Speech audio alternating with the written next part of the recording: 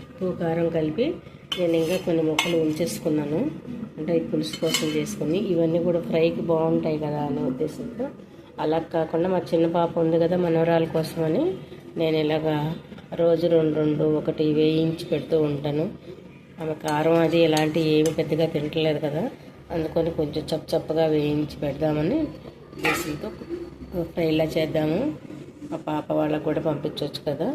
మా అల్లుడు గారికి ఫ్రై అంటే ఇష్టం చాలా బాగా, అందుకోసం ఫ్రై చేయొచ్చులే తర్వాత అని రేపు ఆదివారం రోజు కోసమని తీసి ఫ్రిడ్జ్లో ఉంచాను ఇవి ముక్కలు. ఈ మొత్తం చేప వచ్చేసి 300 రూపాయలు కాస్ట్ వచ్చిందమ్మా. మనం ఒకవేళ ఇప్పుడు బజార్లో అన్సీజన్లో అయితే ఇంకా రేట్ ఎక్కువ ఉంటుంది. ఇప్పుడు ఇది కూడా అన్సీజన్ యాక్చువల్గా చెప్పాలంటే. ఇవి చెరువు చేపలు వస్తాయి మనకు సముద్రం దగ్గరైనా సముద్రం